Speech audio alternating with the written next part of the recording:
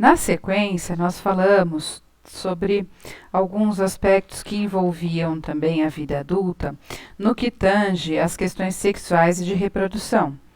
Então, os papéis sociais acabam, e sexuais, né, acabam interferindo em algumas preconcepções que as pessoas têm em relação à relação sexual antes do casamento, por exemplo, para homens e para mulheres, na variedade de atividade sexual, a quantidade de parceiros, em relação também a questões da homossexualidade, as infecções sexualmente transmissíveis e outros aspectos que nós discutimos bastante a respeito, né, nas aulas.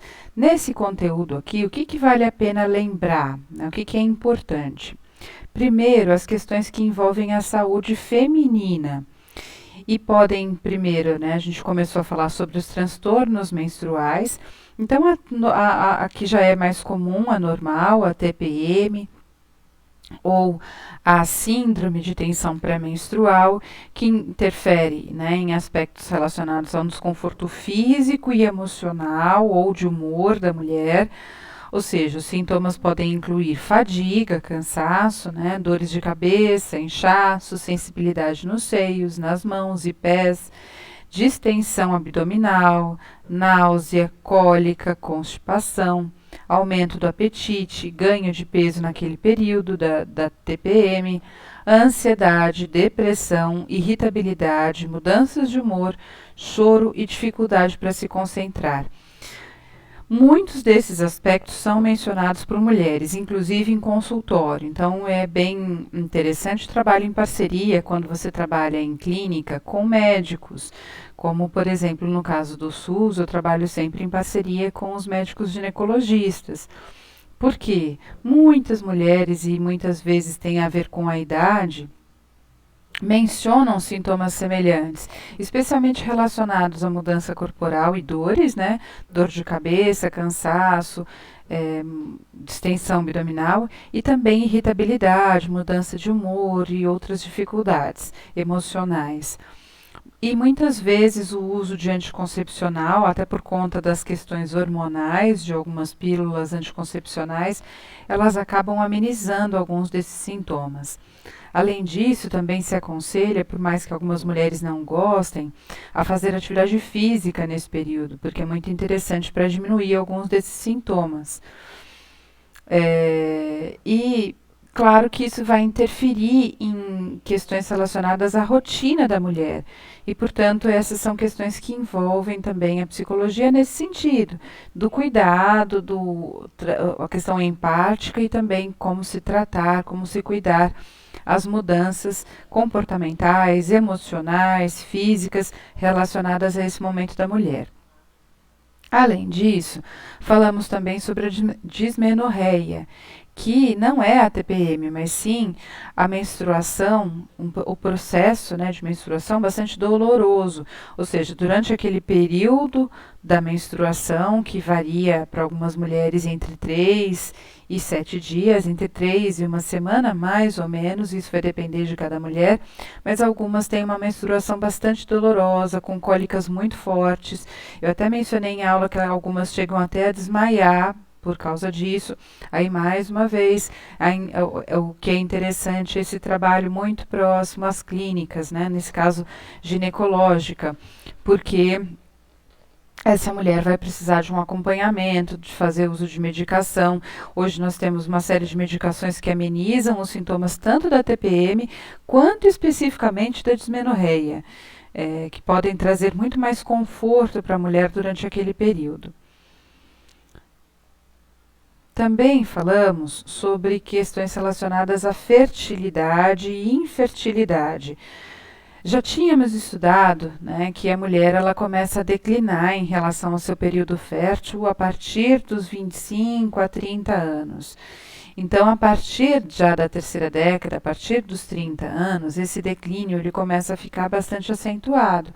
E quando se chega na quarta década, ou seja, por volta dos 40 anos, algumas já não são mais capazes de ficar grávidas sem o uso de reprodução assistida, né, da tecnologia de reprodução assistida. Enquanto que a fertilidade masculina é muito menos afetada, né, pela idade. Mas em ambos os casos ela pode ser afetada e isso tem sido um problema também para a clínica psicológica, porque tanto homens quanto mulheres têm postergado a vida fértil, né, ou a concepção de filhos, em virtude de outras questões relacionadas a estudo, trabalho e mesmo casamento, já discutidas um pouquinho na aula anterior, né? Então tem a ver com a mudança de vida das últimas gerações, Y, Z, mas também já a geração X, quando comparadas às gerações anteriores, claro, né? E que tem interferido, então, e trazido novos problemas, e que interferem, claro, podem produzir problemas emocionais. Então, interferem numa rotina desse casal, ou dessa mulher, ou desse homem, e podem sobrecarregar emocionalmente o relacionamento, sobrecarregar especialmente a mulher, que é mais afetada pelas questões relacionadas à infertilidade mais cedo. Além disso, nós também falamos, né, que algumas causas ambientais podem interferir. Então, o tabagismo, a obesidade, o estresse, o alto consumo de cafeína ou de álcool.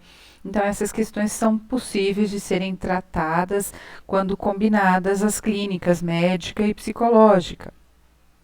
E, portanto, muitas vezes é necessário o uso de medicação, o uso de tratamento hormonal, de terapia medicamentosa, até cirurgia, para amenizar ou para corrigir esse problema.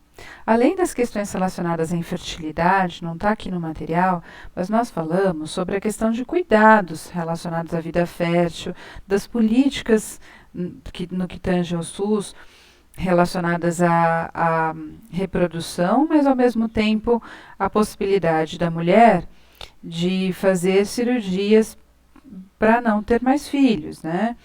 Então, tanto para o homem quanto para a mulher, esses aspectos envolvem o que a gente chama de planejamento familiar, né? A lei relacionada a isso é a lei de planejamento familiar no SUS, que fala sobre a possibilidade, então, da mulher fazer a laqueadura e do homem também, né, de fazer cirurgia esterilizadora masculina ou feminina, portanto, né, laqueadura feminina, né, e a cirurgia esterilizadora masculina, para que eles não tenham mais filhos. Então, essa é uma política aberta pelo SUS, ou seja, ambos, né, homem ou mulher, podem procurar o Sistema Único de Saúde para fazer essa cirurgia, mas esses homens ou essas mulheres têm que cumprir algumas regras, e sendo que, em geral,